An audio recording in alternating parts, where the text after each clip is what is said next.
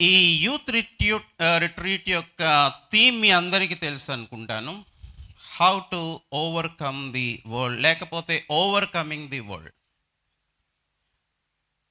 నాకు ఈరోజు ఇక్కడ నించుని ఉంటే పోయిన సంవత్సరం గుర్తుకొస్తుంది. నేను ఇదే స్థలంలో పోయిన సంవత్సరం మీరు అందరూ వచ్చారు అనుకుంటాను. ఎంతమంది వచ్చారు ఒకసారి చేయొత్తారా? లాస్ట్ ఇయర్ ఎవరు వచ్చారు? కొంతమంది చేతులు ఎత్తట్లేదు. సో లాస్ట్ ఇయర్ మీకు గుర్తుందా నేనేం చెప్పాను? హలో, లాస్ట్ ఇయర్ గుర్తుందా నేనేం చెప్పాను? ఎవరైనా ఒక్కళ్ళు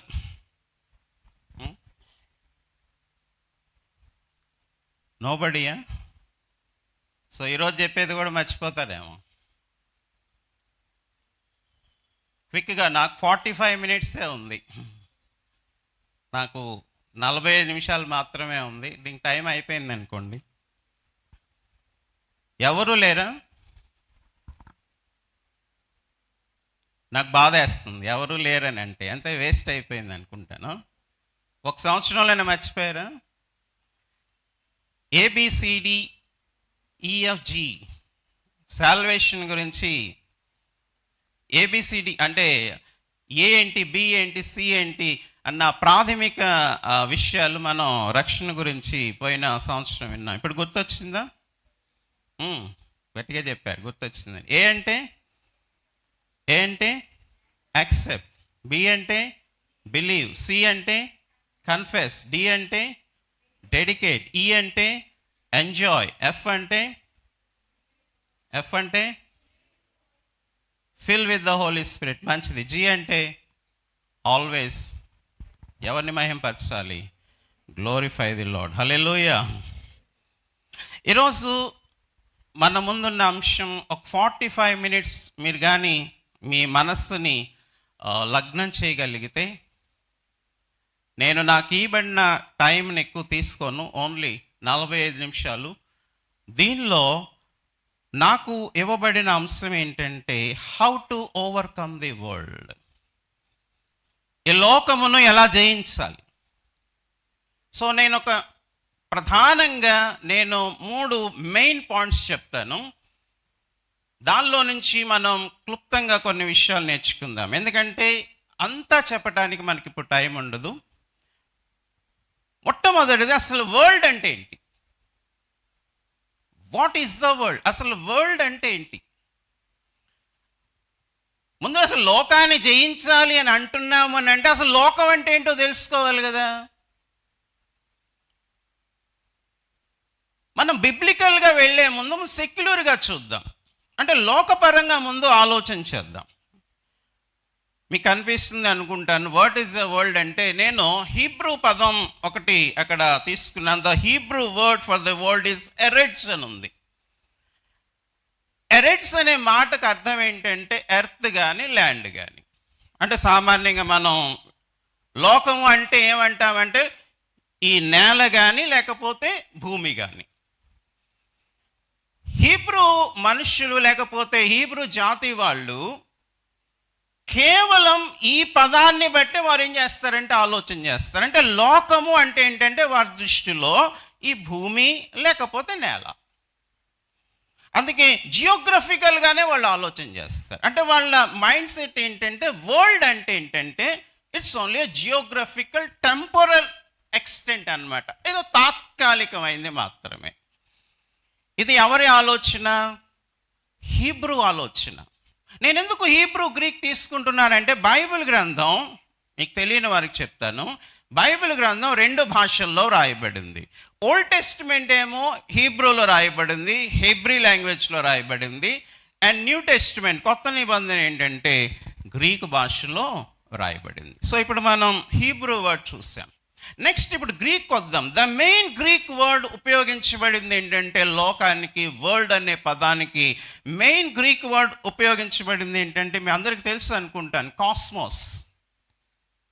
కాస్మోస్ ఏం చెప్తుందంటే, అసలు కాస్మోస్కి అర్థం, గ్రీక్ వర్డ్ కాస్మోస్ అంటే ఏంటంటే ఆర్డర్ లేకపోతే అరేంజ్మెంట్. ఆర్డర్ అంటే మాట్లాడండి, ఆర్డర్ అంటే ఇది క్లాస్ అనుకోండి. ఆర్డర్ అంటే ఒక క్రమం. అంటే ఈ లోకాన్ని దేవుడు ఒక క్రమబద్ధంగా చేశాడు. అది వారి ఆలోచన. హీబ్రూ ఆలోచన ఏంటంటే ఒక నేల కానీ లేకపోతే ఒక పదార్థంగా వారు ఆలోచన చేశారు. కానీ గ్రీకుల ఆలోచన ఏంటంటే లోకము అనే దానికి కాస్మోస్ అనే వర్డ్ మనకేం చెప్తుంది అని అంటే దేవుడంట ఒక క్రమబద్ధమైన రీతిలో ఈ లోకాన్ని ఏం చేశాడు, ఏర్పాటు చేశాడు.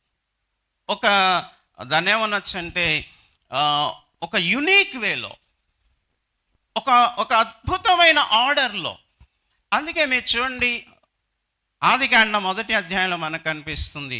మొదటి రోజు, 2వ రోజు ఇది చేశాడు, 3వ రోజు ఇది చేశాడు, 4వ రోజు, 5వ రోజు, 6వ రోజు. అంటే ఒక ఆర్డర్లీ మేనర్లో కనిపిస్తుంది. సో కాస్మోస్ అన్నది ఆ విషయాన్ని మనకు తెలియచేస్తుంది. సో క్వశ్చన్ వేస్తాను మీకు ఇప్పుడు. దేవుడు మనిషిని అంతగా ప్రేమిస్తే 1వ రోజు చేయకుండా 6వ రోజు ఎందుకు చేశాడు? ఎవరైనా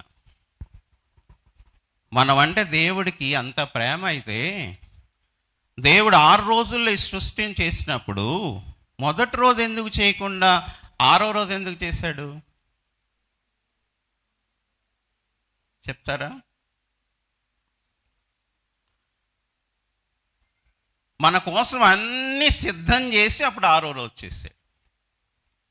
మనిషికి అన్నీ కావాలి కదా, ఆకాశము, భూమి, నీరు, లేకపోతే సముద్రాలు, చెట్లు, చేమలు అన్నీ చేసిన తర్వాత అప్పుడు 6వ రోజు ఏం చేశాడంటే దేవుడు మనిషిని చేశాడు. అది కారణం. అంటే నేను ఇక్కడ ఏం చెప్పాలనుకుంటున్నానంటే ఈ లోకం అన్నది ఏదో గజిబిజిగా దేవుడు చేసేయిలా, ఏదో తనకు వచ్చిన ఆలోచన అంతటిని పెట్టేసేయిలా, ఒక క్రమబద్ధమైన రీతిలో ఏం చేశాడంటే దేవుడు ఈ లోకాన్ని చేశాడు. దేవునికి స్తోత్రం, హల్లెలూయా. సో అదే అర్థం కాస్మోస్లో వస్తుంది. ద గ్రీక్ వర్డ్ కాస్మోస్ అదే తెలియచేస్తుంది. ఇప్పుడు ఆండ్రూ హాప్కిన్స్ అనే ఒక అతను ఇలా డిఫైన్ చేశాడు. మీకు స్క్రీన్ మీద కనిపిస్తుంటే గమనించండి. ఆండ్రూ హాప్కిన్స్ అనే అతను ఈ విధంగా అంటాడు, నేను చదువుతాను చూడండి. It speaks of an entire world system that is without regard for and in direct opposition to God, and it is under the dominion of the devil. 3 విషయాలు చెప్పాడు అతను. ఆయన దృష్టిలో కాస్మోస్ అంటే ఏంటంటే, ఆయన దృష్టిలో లోకము అంటే ఏంటనంట వితౌట్ రిగార్డ్ ఫర్ గాడ్, అంటే దేవునికి ఎక్కడా కూడా స్థానం లేదు. నంబర్ 1, దేవునికి స్థానము లేని దాన్ని లోకం అన్నాడు అతను. రెండవది, and in direct opposition to God, దేవునికి పూర్తిగా వ్యతిరేకమైంది లోకం. అండ్ మూడవది, it is under the dominion of the devil, సాతాను యొక్క కబంధ హస్తాల్లోకి వెళ్ళిపోయిందే లోకం. సో చాలా నచ్చింది నాకు ఈ మాట. అంటే ఆయన కాస్మోస్ని ఈ విధంగా డిఫైన్ చేశాడు, అంటే లోకాన్ని ఈ విధంగా డిఫైన్ చేశాడు. మరలా చెప్తాను. అంటే ఇప్పుడు మీరు సెక్యులర్ వర్డ్స్ మర్చిపోండి, దీని మీద మనం కాన్సన్ట్రేషన్ చేద్దాం. లోకము అంటే ఏంటంటే ఆయన ఇచ్చిన డెఫినేషన్, ఎవరైతే దేవుణ్ణి రిగార్డ్ చేయరో, దేవుణ్ణి లెక్క చేయరో, దేవునికి ప్రాధాన్యత ఇవ్వరో, నంబర్ 1. రెండోది, ఎవరైతే పూర్తిగా దేవునికి వ్యతిరేకంగా వెళ్ళిపోతారో, in direct opposition to God, దేవునికి పూర్తిగా భిన్నంగా జీవించేదే లోకం. అండ్ మూడోది, లోకం అంటే ఎవరైతే సాతాను యొక్క ఆ కబంధ హస్తాలకి, లేకపోతే సాతాను యొక్క ఆ డొమినియన్ కిందకి వెళ్ళిపోతారు, దాని ఆధిపత్యం కిందకి వెళ్ళిపోతారో అదే లోకం, వారే లోకపు మనుషులు.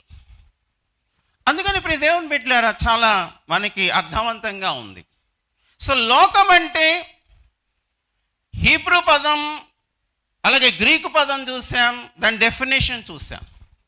సో ఈరోజు నేను మాట్లాడాలి అని అనుకుంటుంది ఏంటంటే, ఈ ఆండ్రూ హాప్కిన్స్ ఇచ్చిన ఆ డెఫినేషన్ బట్టి మనం వెళ్దాం. లోకం అంటే దేవునికి పూర్తిగా తమ జీవితంలో స్థానం ఇవ్వని, దేవునికి పూర్తిగా వ్యతిరేకమైన, అలాగే అపవాదికి, సాతానికి, దెయ్యమునకు పూర్తిగా లోబడిందే లోకము. ఈ కాస్మస్ అనే పదం మీకు జస్ట్ ఇన్ఫర్మేషన్ కోసం ఇవన్నీ చెప్తున్నా.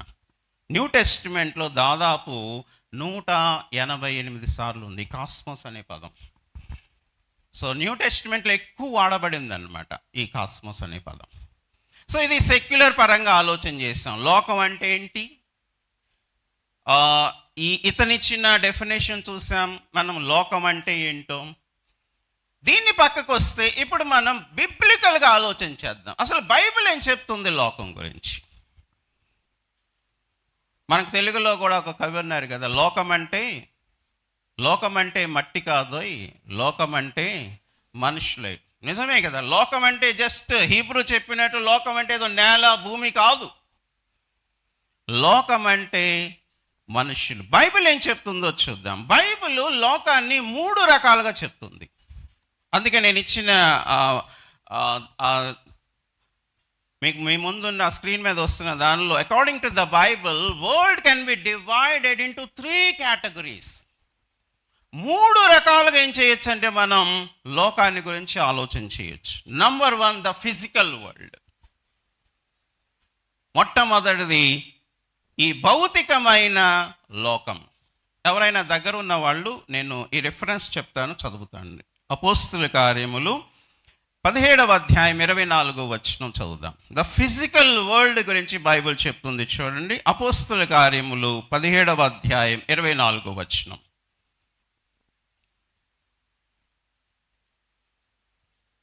దగ్గర ఎవరైనా మైక్ పెట్టుకొని చదవండి.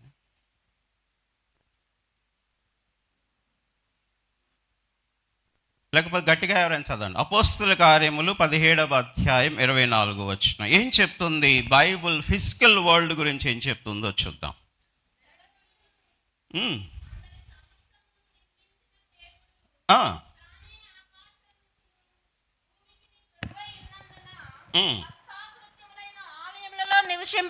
గమనించారు అక్కడ ఫిజికల్ వరల్డ్ గురించి చెప్తుంది. జగత్తును అందలి సమస్తమును నిర్మించిన దేవుడు. సో బైబిల్ క్లియర్గా చెప్పేది ఏంటంటే, ఈ భూమిని, ఈ లోకాన్ని, జగత్తును, దానిలో ఉన్న సమస్తాన్ని దేవుడే నిర్మించాడంట. అలాగే ఆకాశమును, భూమిని, అందలి సమస్తమును హస్తకృత్యాలు, అంటే ఇవి దేవుని యొక్క చేతి పనులంట. సో ఇది ఫిజికల్ వరల్డ్ గురించి చెప్తుంది. అంటే ఇప్పుడు భూమి, ఆకాశం ఇవన్నీ కూడా మామూలుగా మనం ఫిజికల్గా ఆలోచన చేస్తాం. సో భౌతికమైన లోకం ఒకటి ఉంది. సో లోకాన్ని 3 కేటగిరీస్ అని చెప్తున్నాను. నంబర్ 1, మనం భౌతిక లోకం గురించి ఆలోచన చేస్తున్నాం. ఆ భౌతిక లోకాన్ని ఎవరు నిర్మించారు అని అంటే, మన దేవాది దేవుడే దీనికి నిర్మాణకుడు.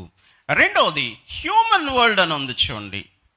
యోహాను సువార్త 3వ అధ్యాయం 16వ వచనం. రెండో కేటగిరీ, లోకానికి రెండో కేటగిరీ ఏంటంటే హ్యూమన్ వరల్డ్, అంటే మానవ లోకం. మొదటిదేమో భౌతిక లోకం, రెండోదేమో మానవ లోకం. ఇది అందరికీ తెలిసిన పదం. 3:16 దేవుడు లోకమును ఎంతో ప్రేమించును. దేవుడు లోకమును ఎంతో ప్రేమించునంటే ఇది హ్యూమన్ వరల్డ్. ఇప్పుడు ఆ వచనం చదివారు అనుకోండి, దేవుడు లోకమును ఎంతో ప్రేమించును. మీకు సందర్భాన్ని బట్టి మాత్రం మీరు అర్థం చేసుకోకపోతే, దేవుడు లోకాన్ని ప్రేమించాడంటే లోకాన్ని దేన్ని ప్రేమించాడు? ఆకాశాన్న, లేకపోతే భూమిన, లేకపోతే చెట్లన, సముద్రాలన దేవుడు లోకాన్ని ప్రేమించాడని ఉంది అని అంటే అది ఏ లోకం గురించి చెప్తుంది? అది మానవ లోకం గురించి చెప్తుంది. ఎందుకు? లోకములో ఉన్నవాళ్ళు ఎవరంటే మనుషులే కదా. సో ద సెకండ్ కేటగిరీ, అందుకే it shows the human world. దేవునికి స్తోత్రం, హల్లెలూయా. సో 2 రకాలైన లోకం చూసాం. ఒకటేమో ఫిజికల్ వరల్డ్, అంటే మామూలుగా భౌతికమైన లోకం, ఆకాశము, చెట్టు, చేమ, భూమి అన్నీ కూడా. రెండవది హ్యూమన్ వరల్డ్ అని చెప్పుకున్నాం. అంటే మానవ లోకం, అంటే లోకములో ఉండేవాళ్ళు మనుష్యులు కాబట్టి దాన్ని మనం మానవ లోకం అన్నాం. అండ్ మూడోది, ఇది ప్రధానమైంది, the evil world. The evil world అంటే దుష్ట లోకము, సాతాను లోకము. 1 యోహాను 5:19 చదువుదాం. 1 యోహాను 5:19. మనము దేవుని సంబంధులమనియు లోకమంతయు దుష్టుని అందున్నదనియు ఎరుగుదము. చూసారా, మనము దేవుని సంబంధులం, లోకమంతా అంట దుష్టుని అందున్నదనియు ఎరుగుదము. వింటున్నారా? లోకమంతా ఎవరి కింద ఉందంట? లోకమంతా కూడా దుష్ట సంబంధమైందంటే this is called the evil world. ఇది ఈ లోకం దుష్ట సంబంధమైన లోకం. ఇంకొక వర్స్ దానిలో కూడా చూద్దాము. యోహాను సువార్త 12వ అధ్యాయం 31వ వచనం. ఇప్పుడు ఈ లోకమునకు తీర్పు జరుగుచున్నది, ఇప్పుడు ఈ లోకాధికారి బయటకు త్రోసివేయబడును. ఈ లోకానికి అధికారి కూడా ఉన్నాడంట. యేసు ప్రభు చెప్తున్న మాటలు అవి. ఈ లోకాధికారి ఇప్పుడు ఏమవుతున్నాడంటే బయటికి త్రోసివేయబడును.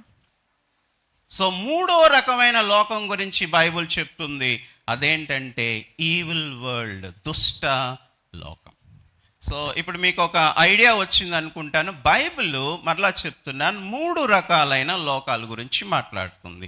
నంబర్ 1 ఫిజికల్ వరల్డ్ అని చెప్పుకున్నాం, అంటే భౌతికమైన లోకం. రెండోది హ్యూమన్ వరల్డ్ అని చెప్పుకున్నాం, మానవ లోకం, అంటే మనుష్యుల గురించి మాట్లాడుతుంది. అండ్ మూడోది ఈవిల్ వరల్డ్ అంటున్నాం, అంటే ఈ లోకం దుష్ట లోకానికి లేకపోతే దుష్టుని పాలనలో ఉన్న లోకము అన్న విషయం బైబిల్ మనకి తెలియజేస్తుంది. అక్కడ ఒక వర్డ్ నేను ఉపయోగించాను, evil is the consequence of sin. దుష్టత్వం ఈ లోకంలోకి రావడానికి కారణం ఏంటంటే పాపం. బాగా వినండి, ఈ లోకం ఈవిల్గా మారిపోవటానికి, దేవుడు చేసిన ఈ మంచి లోకం దుష్టలోకంగా మారిపోవడానికి కారణం పాపం. So evil is the consequence of sin. పాపము లేకపోతే ఈ లోకం మంచిగానే ఉండేది. కానీ ఎప్పుడైతే పాపం ఈ లోకంలోకి వచ్చేసిందో ఈ లోకం దేవుని నుంచి దూరం అవుతూ దుష్టుని వైపుకి ఏమైపోయిందంటే ఆకర్షించబడింది. So that's the reason we are calling it evil world. So ఈరోజు మనం ఈ లోకంలో ఉన్నప్పటికీ మనం ఏ లోకంలో ఉన్నామో తెలుసా? Yes, we are in the physical world. మనం భౌతిక లోకంలో ఉన్నాం, మనం దేవుని బిడ్డలమే. కానీ మర్చిపోవద్దు, మనం ఏ లోకంలో ఉన్నామంటే we are living in the evil world. మనం దుష్ట లోకంలో ఉన్నాము. యేసు ప్రభువే స్వయంగా చెప్పాడు, ఈ లోకానికి ఒక అధికారి ఉన్నాడు, ఆ అధికారి బయటికి ఏమవుతున్నాడు? త్రోసివేయబడుతున్నాడు. మీరు ఎవరైనా చెప్పగలరా ఎప్పుడు పాపము ఈ లోకంలోకి ప్రవేశించింది? ఎప్పుడు ప్రవేశించింది? ఈ లోకంలోకి పాపం ఎప్పుడు ప్రవేశించింది? బాగా ఆలోచన చేయబాకండి. ఆదికాండము 3వ అధ్యాయం. ఆదికాండం 3వ అధ్యాయం. ఎప్పుడైతే తినవద్దన్న పండు ఆదాము హవ్వలు తిన్నారో, ఆజ్ఞను అతిక్రమించారో, ఆ రోజు నుంచి పాపము ఈ లోకంలోకి వచ్చేసింది. ఆ రోజు నుంచి ఈ లోకం ఏమైపోయిందంటే దుష్టుని యొక్క ఆ హస్తాల్లోకి, ఆ దుష్టుని యొక్క ఆ క్లచెస్లోకి, బంధకాల్లోకి ఈ లోకం వెళ్ళిపోయింది. సో ఇప్పుడు మనం మెయిన్గా కాన్సన్ట్రేషన్ చేసేది ఏంటంటే ఈ ఈవిల్ వరల్డ్ గురించి. సో మీకు నేను చెప్పేది ఏంటంటే వరల్డ్ అంటున్నాం కానీ, లోకం అని చెప్పుకుంటున్నాం కానీ, మనం ఇప్పటి నుంచి ప్రధానంగా కాన్సన్ట్రేషన్ చేసేది ఏంటంటే ఈ ఈవిల్ వరల్డ్ గురించి. ఎందుకంటే ఇది దాన్ని ఏమంటామంటే ఆ ప్రభావం కింద వెళ్ళిపోయింది, సాతాను ప్రభావం కింద ఇప్పుడు ఈ లోకం వెళ్ళిపోయింది. కాబట్టి మనం ఇప్పుడు నెక్స్ట్ స్టడీ అంతా కూడా మనం ఈవిల్ వరల్డ్ గురించి మాట్లాడుకుంటాం. ఈ దుష్ట లోకంలో నుంచి మనల్ని మనం ఎలా కాపాడుకోవాలి, ఈ లోకాన్ని, ఈ దుష్ట లోకంలో మనం ఎలా జయ జీవితం జీవించాలో నా నెక్స్ట్ ఈ మిగిలిన సమయంలో నేను మీకు తెలియచేస్తాను. The evil world are the world system is hostile to God అంట. ఈ దుష్ట లోకం ఎప్పుడూ కూడా దేవునికి వ్యతిరేకమైంది. హాస్టైల్ అనే మాట ఎప్పుడూ దేవునికి వ్యతిరేకమైంది. ఇది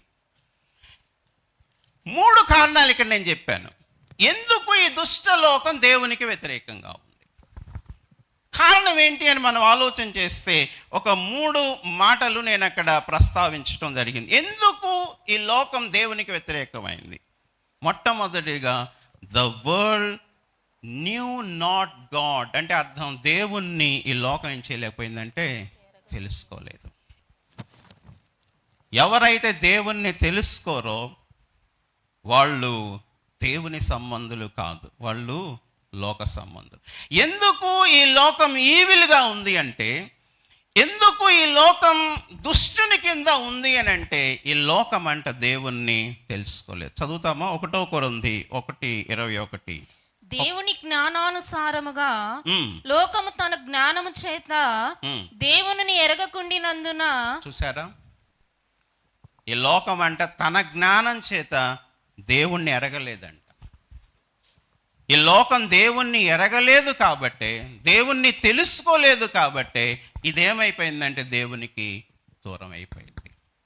సో ఒక పాయింట్ ఇక్కడ మనకు అర్థమవుతుంది. అదేంటంటే ఎవరైతే దేవుణ్ణి తెలుసుకోకుండా ఉంటారో వారు ఈ లోకానికి దగ్గరగా ఉంటారు. సో మనం పాయింట్ వైజ్ ఆలోచన చేస్తున్నాం.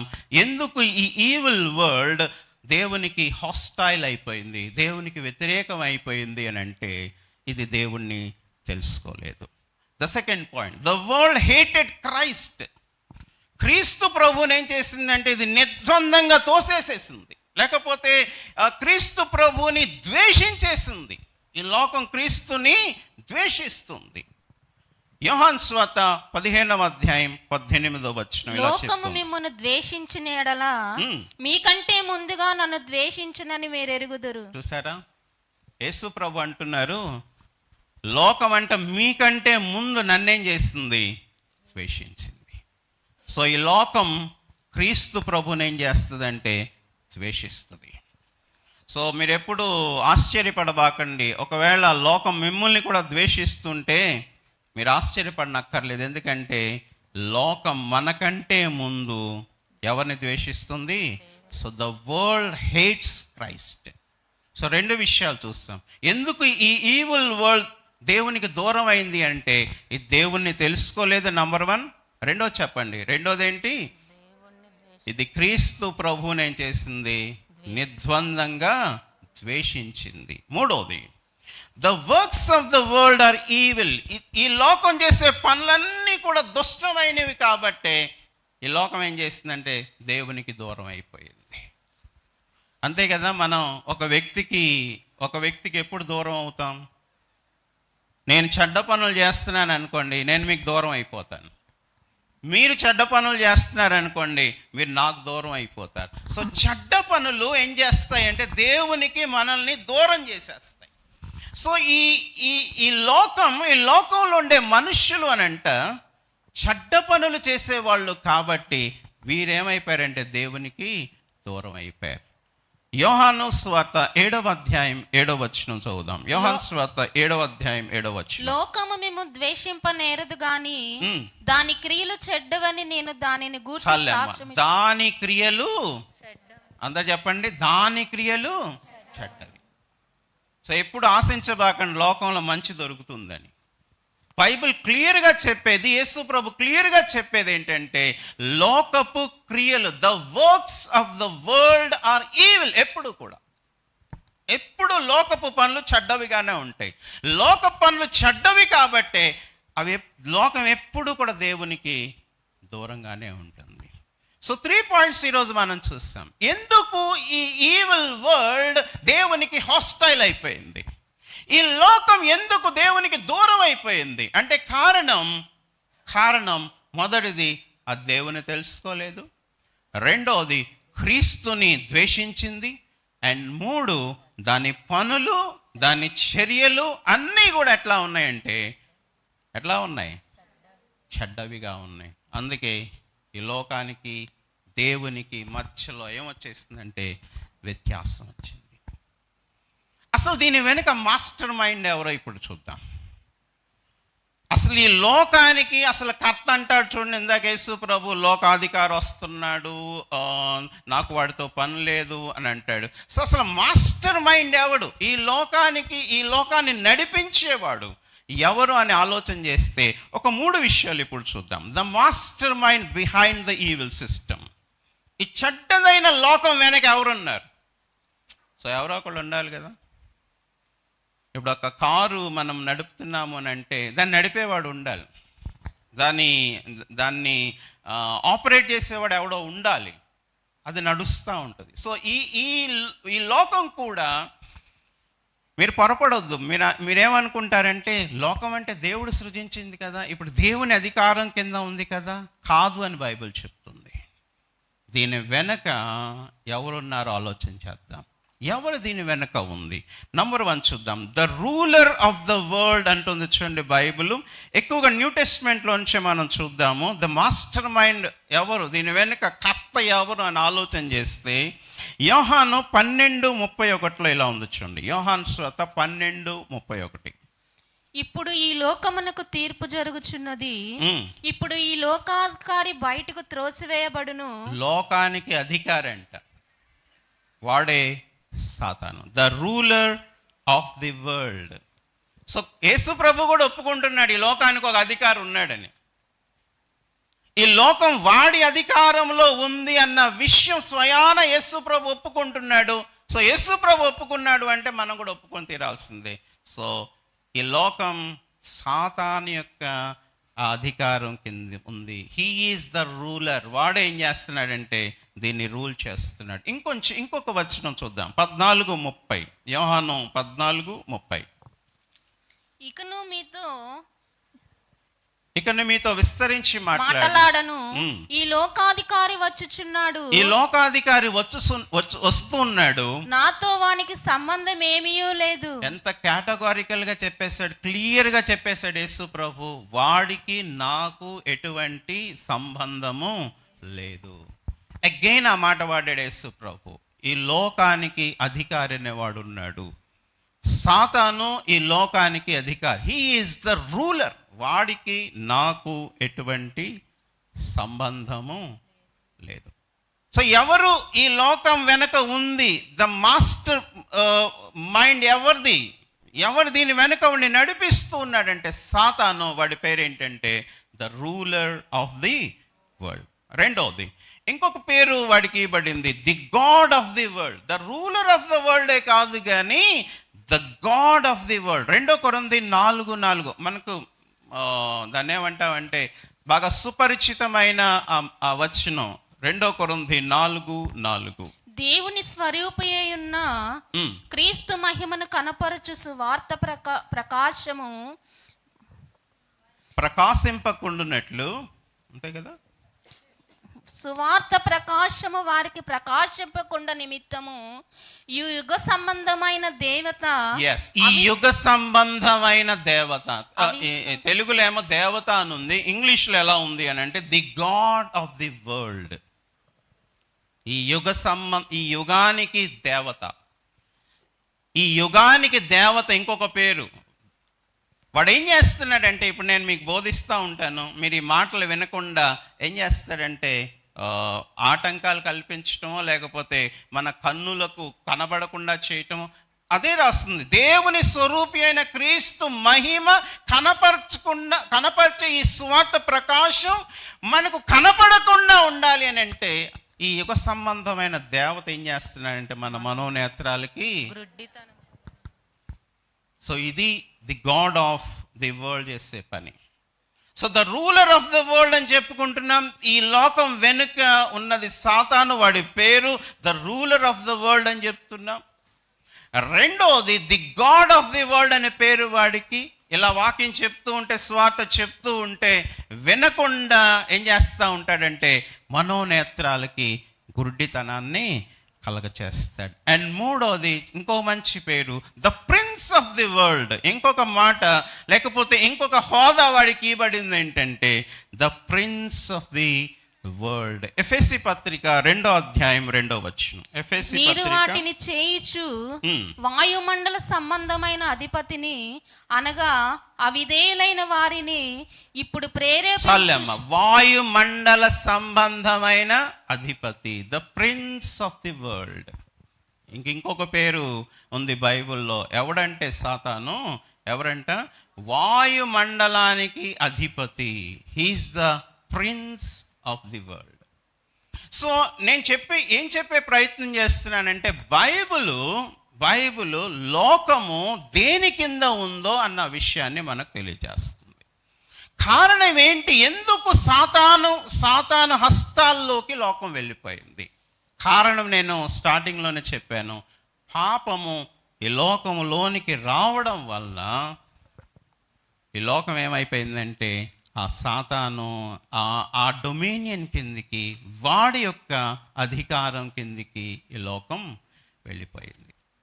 సో వాడి గురించిన 3 పేర్లు ఇప్పుడు మనం విన్నాం. ఇప్పుడు అడుగుతాం మిమ్మల్ని, ఏంటి the master mind behind the evil system? ఈ దుష్ట లోకం వెనుక పనిచేస్తుంది ఎవరు అని అంటే సాతాను. వాడికి ఇవ్వబడిన 3 పేర్లు ఏంటంటే చెప్తారు అందరూ? He is the ruler of the world. రెండవది he is the God of the world. And మూడవది he is the prince of the world. So లోకంలో ఉంటున్న దేవుడు గారు దీనికి అధిపతి. దేవుడు కాదు దీనికి నాయకుడు. ఈ లోకానికి నాయకుడు ఎవరు అని అంటే సాతాను. ఈ లోకానికి నాయకుడు సాతాను. కాబట్టి ఇప్పుడు మనం ఏం చేయాలంటే ఈ లోకమునకు ఎంత మనం దూరంగా ఉంటే మనకు అంత మంచిది. ఇంకొక 3 విషయాలు నేను ఇప్పుడు చెప్తాను. That's the reason friendship with the world is enmity with God. ఎప్పుడైతే మనం ఈ లోకంతో స్నేహం చేసేస్తామో, ఎప్పుడైతే ఈ లోకానికి మనం దగ్గరగా వెళ్ళిపోతామో, కారణం ఎందుకు ఈ లోకంతో స్నేహం చేయకూడదు అని అంటే ఇది దుష్ట సంబంధమైన లోకం కాబట్టి, ఈవిల్ లోకం కాబట్టి మనం ఈ లోకంతో ఏం చేయకూడదంటే స్నేహం చేయకూడదు. ఎవరైతే ఈ లోకంతో స్నేహం చేస్తారో, ఎవరైతే ఈ లోకంతో చట్టాపట్టాలు వేసుకొని తిరుగుతారో వాడంట లేకపోతే ఆమెంట దేవునికి శత్రువు. యాకోబు 4:4 చాలా చక్కగా చెప్తుంది. యాకోబు 4:4 చదవండి. ఈ లోక స్నేహము దేవునితో వైరమని మీరు ఎరుగరా? గమనించారా? ఎవరైతే ఈ లోకంతో స్నేహం చేస్తారో వాళ్ళు పూర్తిగా దేవునికి ఏమైపోతారంటే వైరము అంటే మగపిల్లలు చెప్పట్ల. వైరం అంటే కొంచెం యాక్టివ్గా లేరు మగపిల్లలు. ఈ లోక స్నేహం దేవునికి వైరం అంటే ఇంగ్లీష్లో చెప్పండి. వైరము అంటే నేను ఇచ్చాను కదా. వైరం అంటే ఎనిమిటీ. నువ్వు దేవునికి శత్రువు అయిపోతాడు లోకంతో కానీ స్నేహం చేసావంటే. కారణం ఇది ఈవిల్ లోకం కాబట్టి, ఇది సాతాను అధికారం కింద ఉన్న లోకం కాబట్టి. ఎవరైతే ఈ లోకంతో ఫ్రెండ్షిప్ చేసే ప్రయత్నం చేస్తారో నువ్వు దేవుడికి దూరం అయిపోతావు. రెండవది love with this evil world. ఎవరైతే లోకాన్ని ప్రేమిస్తాడో, ఫ్రెండ్షిప్పే కాదు, ఎవరైతే లోకాన్ని ప్రేమిస్తాడో దేవుని ప్రేమ వాళ్ళలో ఉండదంట. 1 యోహాను 2:15 ఈ లోకములో ఉన్న వాటినైనను ప్రేమింపకుడి. ఎవడైనను లోకమును ప్రేమించిన ఎడల తండ్రి ప్రేమ వానిలో నుండదు. చూసారా? నువ్వు లోకంతో స్నేహం చేస్తే దేవునికి దూరం అయిపోతావు. ఈ లోకాన్ని ప్రేమిస్తే, ఈ లోకంలో ఉన్న వాటిని ప్రేమిస్తే, మనం నెక్స్ట్ పార్ట్లోకి వద్దాం. అసలు ఏముంది ఈ లోకంలో? ఎందుకంటే వాక్యం అంటుంది కదా, ఈ లోకమునైనను లోకములో ఉన్న వాటినైనను ప్రేమిస్తేనంట నువ్వు నేను దేవుని ప్రేమకు దూరం అయిపోతాం. సో 2 విషయాలు, లోకంతో స్నేహం చెయ్యొద్దు, మనం దేవునికి దూరం అయిపోతాం. లోకాన్ని ప్రేమించొద్దు, దేవుని ప్రేమకు ఏమైపోతామంటే మనం దూరం అయిపోతాం. 3వది రోమా 12:1-2 చాలా చక్కని మాట అక్కడ రాయబడి ఉంది. కన్ఫర్మింగ్ టు దిస్ వరల్డ్ అంటే ఈ లోకముతో మనం కానీ దానితో కానీ మనం ఏకీభవిస్తే, ఆ మాట చదవండి. మీరు ఈ లోక మర్యాదను అనుసరింపక ఉత్తమమును చాలేమ్మా, ఈ లోక మర్యాదను అనుసరించొద్దు. ఈ లోకపు దాన్ని ఏమంటామంటే ఆ రూల్స్ అండ్ రెగ్యులేషన్స్కి మనం ఏమవద్దంటే లోబడొద్దు. Do not confirm to this world. ఎవరైతే ఈ లోకపు ఆచారాలకి, ఈ లోకపు పద్ధతులకి ఎవరైతే లోబడిపోతారో వాళ్ళు ఏం చేస్తారంటే దేవుని చిత్తము నుంచి వాళ్ళు ఏమైపోతారు, పక్కకు వచ్చేస్తారు. అందుకే ఇక్కడ రాస్తాడు, do not confirm to this world. ఎప్పుడైతే నేను ఈ లోకపు విధానాల వైపు మనం వెళ్ళిపోతామో, ఆ లోకపు విధానాలను అనుసరించి నడుస్తామో, లోకం చెప్పినట్లుగా మనం నడుస్తామో, మనం దేవుని చిత్తంలో నుంచి ఏమైపోతామంటే పక్కకు వచ్చేస్తాం. అదే 2వ వచనం మీకు చెప్తుంది. దేవుని సంపూర్ణమైన ఆ పరిపూర్ణమైన చిత్తాన్ని మనం ఏం చేయమంటే తెలుసుకోలేము.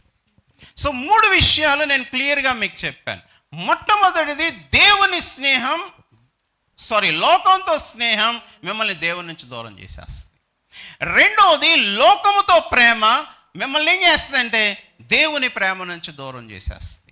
మూడవది లోకపు విధానాలు కానీ మీరు అనుసరించారు అంటే దేవుని విధానాలు మీకు తెలియవు. లోకపు విధానాలు మనము కానీ గ్రహించే మొదలు పెడితే నీవు దైవిక విధానాలు లేకపోతే దేవుని ఆ చిత్తానికి ఏమైపోతావంటే దూరం అయిపోతావు. సో నువ్వు దేనికి దగ్గరగా ఉంటావు? లోకంతో ఫ్రెండ్షిప్ చేస్తావా, దేవునికి దూరం అయిపోతావు. లోకంలో ఉన్న వాటిని ప్రేమిస్తావా, దేవునికి దూరం అయిపోతావు. లోకపు విధానాలను అనుసరిస్తావా, దేవుని చిత్తం నీకు అస్సలు తెలియదు. ఏం చేయాలి ప్రవ్వా, నా పట్ల దేవుని చిత్తం ఏంటి అని అడుగుతామే తప్ప ఆ దేవుని చిత్తం అనేది మన జీవితంలో మనకు తెలియదు.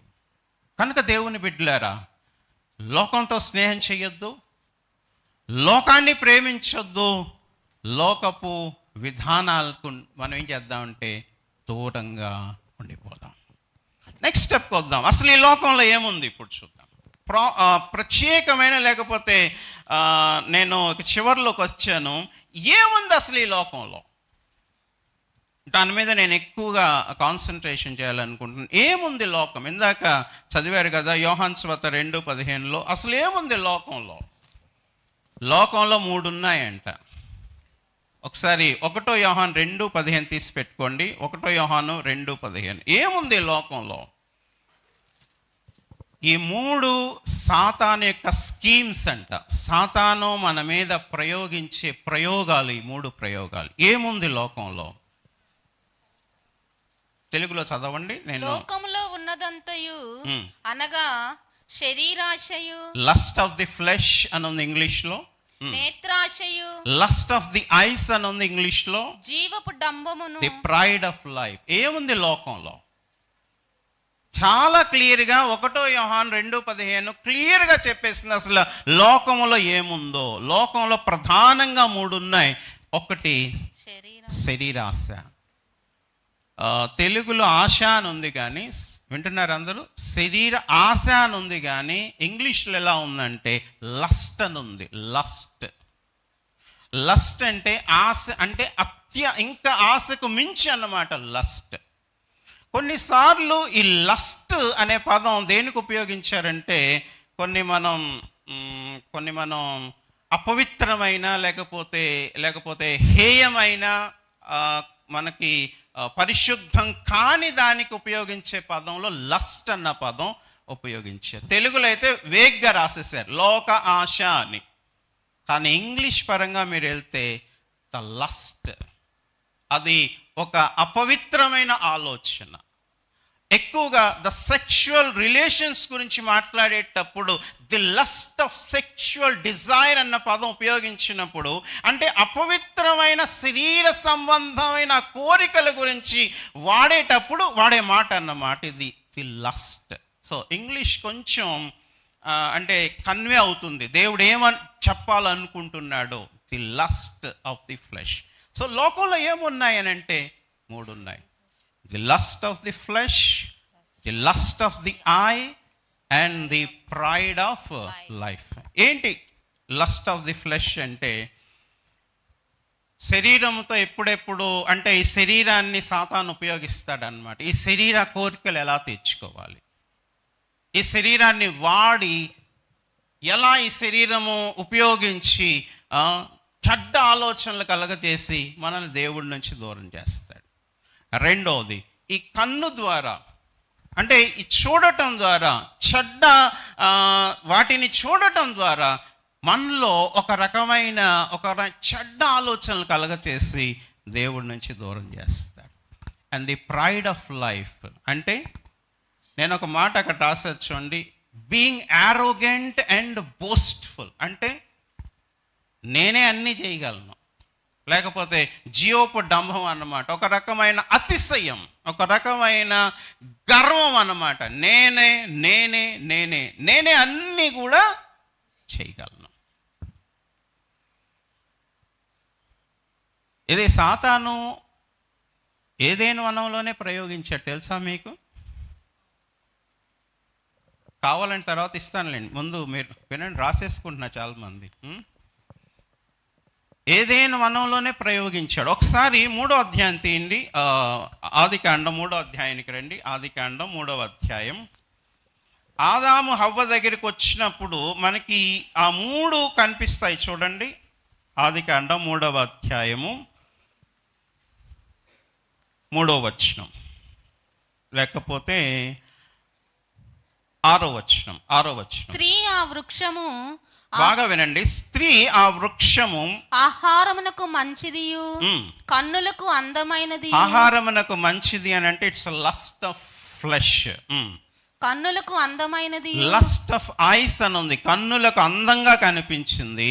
వివేకమిచ్చు రమ్యమైనది, వివేకమిచ్చు రమ్యమైనదిగా ఉండుట చూచినప్పుడు ఆమె దాని ఫలములలో కొన్ని అంటే తప్పకుండా దాన్ని తినేసేయాలి. ద ప్రైడ్ ఆఫ్ లైఫ్ వచ్చేసింది. అంటే ఇది తింటే దేవదూతలు అయిపోతారని సాతాను చెప్పాడు కదా. సో ఒక రకమైన గర్వం వచ్చేసింది అనమాట హవ్వలోకి. సో 3 కనిపిస్తాయి మీకు అక్కడ. సో సాతాను మనల్ని దేవుని నుంచి దూరం చేసే ప్రయోగంలో ప్రారంభములోనే ఏం చేశాడంటే పాపము ఈ లోకంలోకి రావడానికి కారణం ఈ 3. హవ్వకంట ఆ పండు తినడానికి ఏమనిపించిందంటే అది ఆహారానికి మంచిదిగా, అంటే తింటే బాగుంటుంది, అంటే శరీరానికి ఒక రకమైన కోరికను కలగచేస్తుంది, దాన్ని నేను తినాలి, అటువంటి ఆశను కలగచేసేస్తుంది. అండ్ రెండోది కన్నులకు ఎలా అనిపించిందంటే ఆ పండు అందమైందిగా కనిపించింది. So the lust of flesh కనిపిస్తుంది and the lust of eye. ఆ పండు కన్నులకు రమ్యంగా కనిపించింది. అండ్ 3వది అది తింటే నేను, సైతాన్ ఏమన్నాడంటే మీరు అది తింటే మీ కళ్ళు తెరవబడతాయి, మీరు దేవతల వలె మారతారని చెప్పి. ఎప్పుడైతే సాతాను ఈ 3 ప్రయోగించేశాడో ఆదాము హవ్వలు ఏమైపోయారంటే పతనమైపోయారు. పాపం ఈ లోకంలోకి ఏం చేస్తుందంటే ప్రవేశించింది. సో ఏముంది లోకంలో అంటే ఈ 3 ఉన్నాయి. ఈ రోజుకి ఈ 3 ఉన్నాయి. ఈ రోజుకి మనిషిని సాతాను ఏం చేస్తున్నాడంటే ఈ 3తోనే పడేస్తున్నాడు. శరీరంలో ఆశ పుట్టించడం, కన్నులకు ఆశ పుట్టించడం, మనసులో ఒక రకమైన గర్వాన్ని కలగ చేయటం, దేవుడి నుంచి దూరం చేయటం. ఇప్పుడు యేసు ప్రభు దగ్గరికి వద్దాం. యేసు ప్రభువుని కూడా ఈ 3తోనే ఏం చేశాడంటే అపవాది టార్గెట్ చేశాడు. ఇప్పుడు వాటిని చూద్దాం.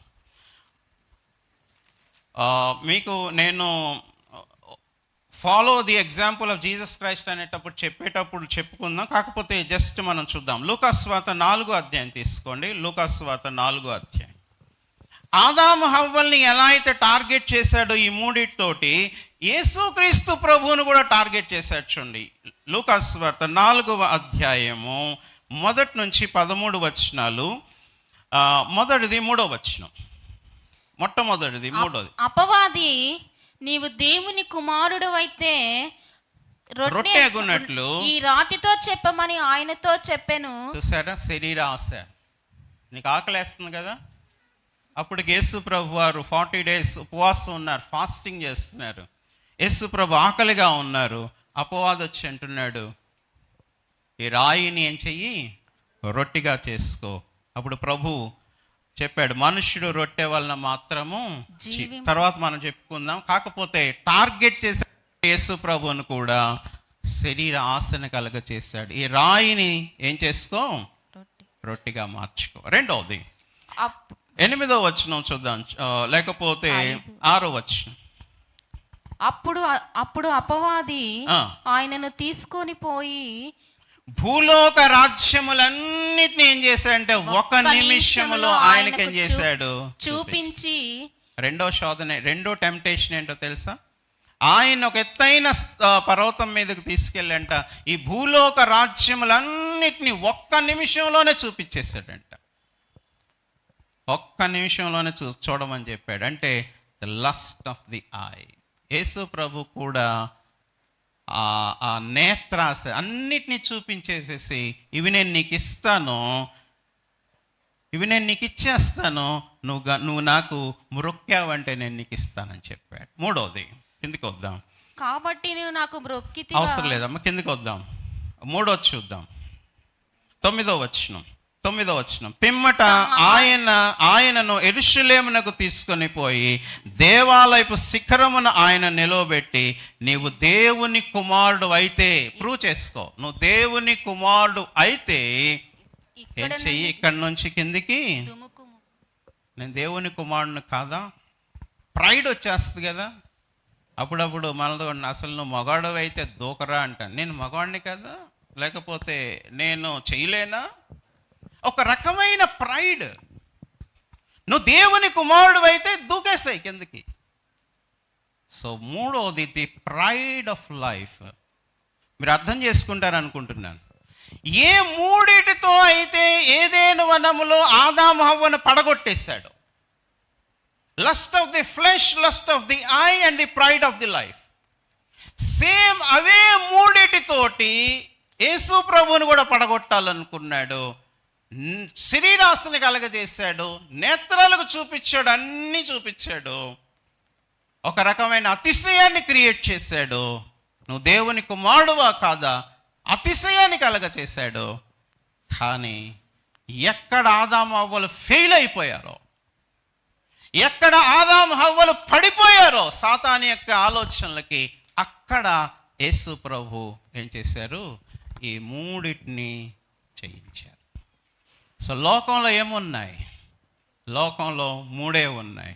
ఆదాము హవ్వను శోధించిన సాతాను యేసయ్యను శోధించాడు. అదే శోధన ఈరోజు మనకి కలుగుతుంది. కూర్చుంటే శరీరాశ. ఫోన్ ఇచ్చేసాడు కదా. ఈ రెండో టెంప్టేషన్ ఈరోజు దాదాపు కొన్ని కోట్ల మంది ప్రజల్ని ఏం చేస్తుందంటే, సాతాను ఉచ్చుల్లోకి వెళ్ళిపోయింది. మనం ఫోన్ లేని ఉండలేము ఈరోజు. ఫోన్ చూడకుండా మనం ఉండలేము. ఫోన్లో ఏముందంటే చాలా చాలా చాలా చాలా మంచివి ఉన్నాయి, అలాగే చాలా చాలా చాలా చాలా చెడ్డవి కూడా ఉన్నాయి. The lust of the eye and pride. ఈరోజు చాలా మందిలో ఏంటంటే అతిశయం, ప్రైడ్, నేను నేను నేను. యవన బిడ్డలారా, దేవుని బిడ్డలారా, సాతాను ఈ మూడిటి ద్వారా మనల్ని కూడా ఏం చేసే ప్రయత్నం చేస్తున్నాడంటే, దేవుని నుంచి దూరం చేసే ప్రయత్నం చేస్తున్నాడు. So what is in the world? ఏముంది ఈవిల్ వరల్డ్ అని అంటే ఈ 3 ఉన్నాయి.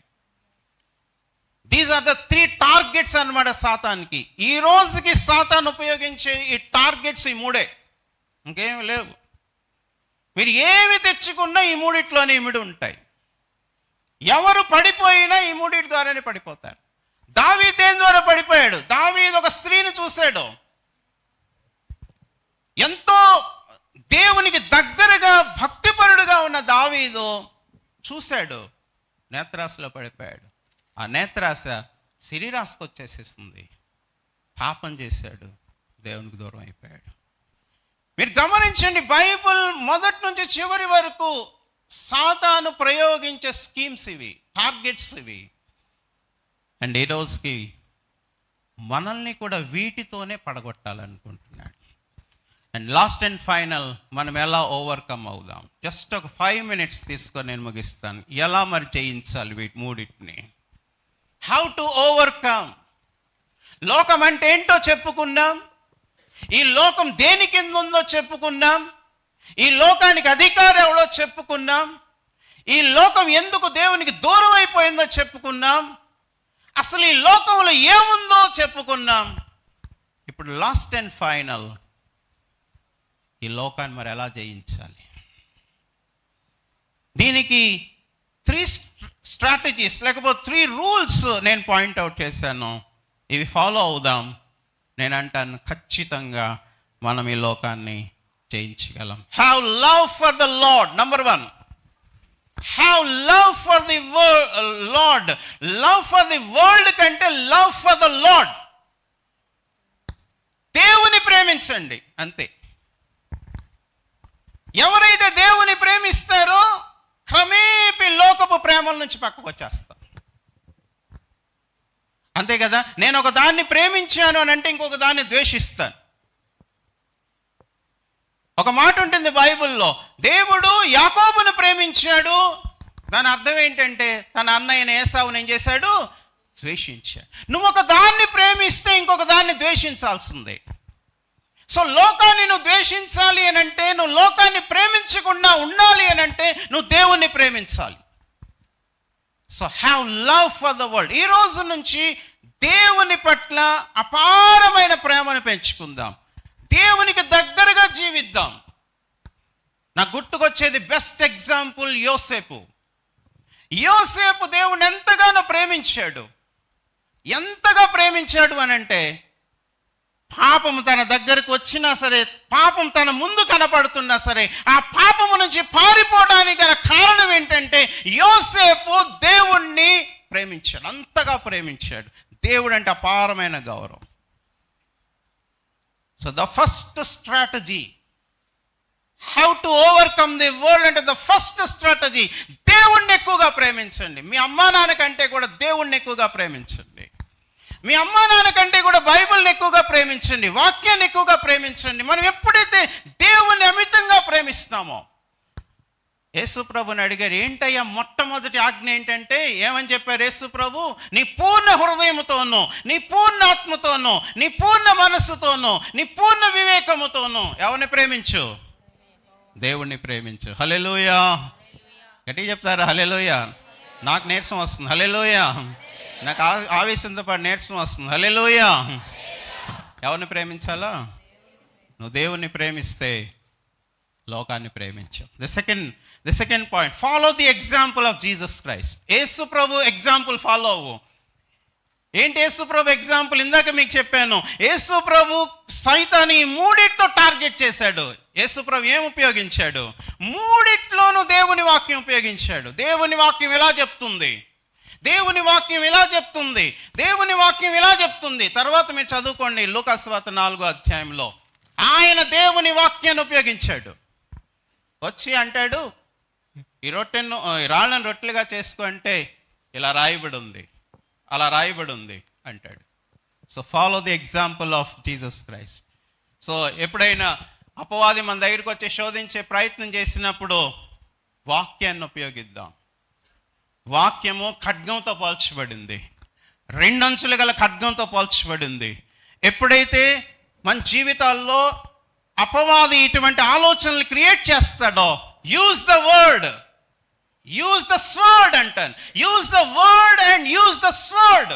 ఒకటే తేడా, ఎస్. వాక్యం అనే స్వర్డ్ ఉపయోగిస్తామో సాతాను ఏం చేస్తాడు? అక్కడి నుంచి పారిపోతాడు. So follow the example of Jesus Christ.